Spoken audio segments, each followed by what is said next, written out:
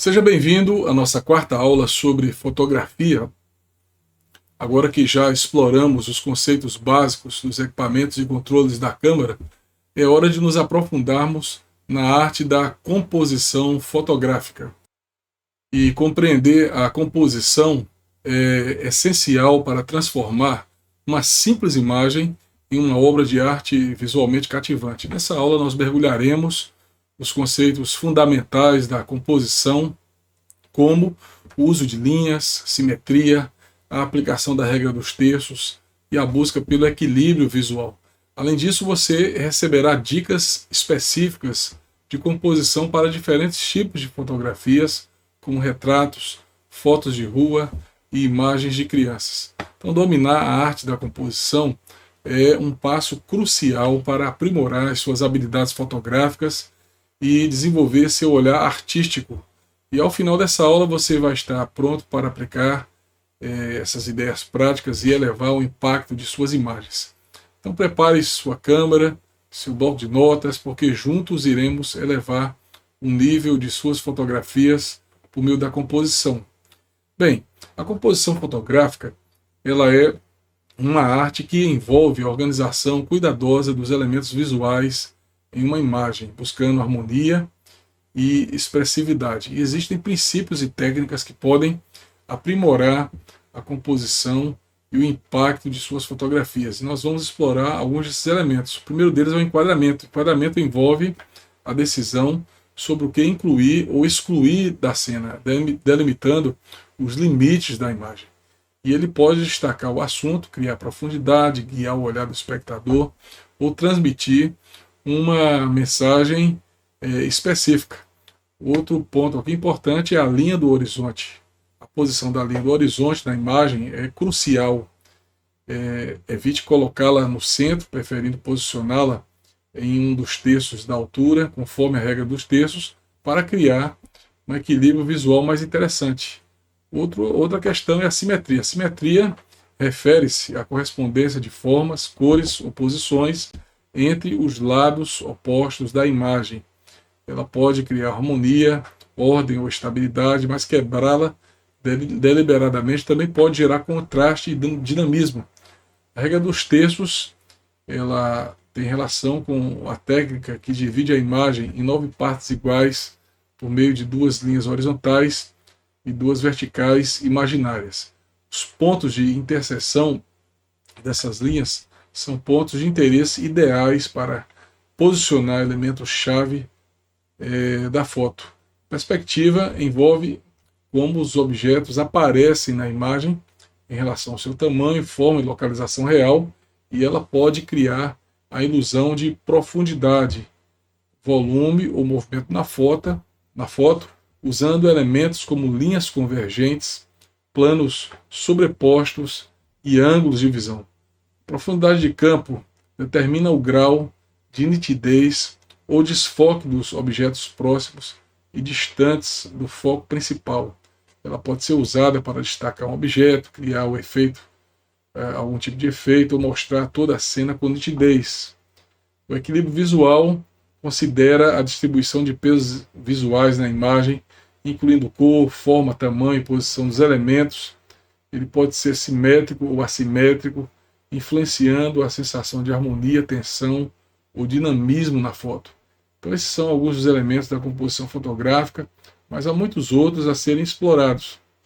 O importante é experimentar diferentes abordagens, desenvolver seu próprio estilo e lembre-se de que essas regras podem ser quebradas em prol da expressão artística quando for necessário. Bem,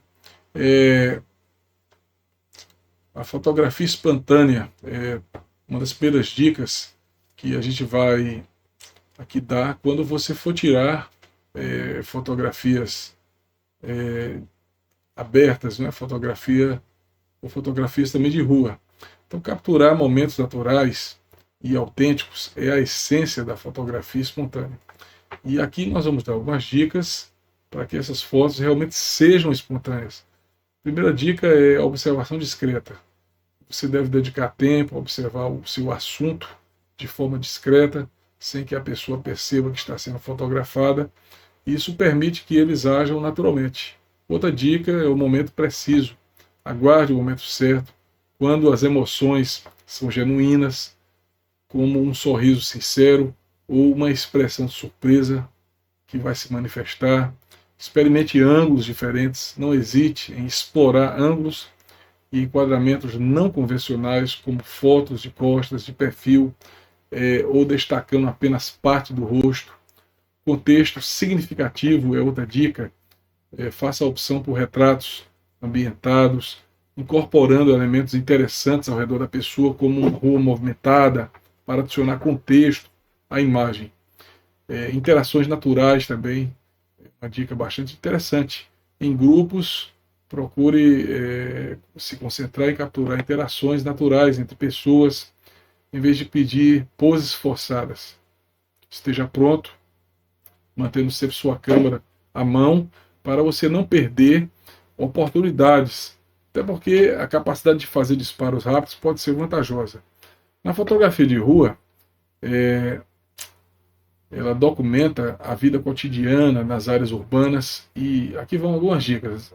Faça sempre a observação constante, passeie pelo local escolhido, atento a cenas interessantes que contêm uma história ou transmitam uma mensagem. Varie a perspectiva também, experimentando ângulos diferentes, incluindo perspectivas de baixo para cima e contra, para dar, no caso, variedade às suas fotos. Capture o cotidiano, fotografando pessoas e suas atividades diárias, interações buscando a espontaneidade das cenas. A dica aqui também é com relação aos elementos gráficos.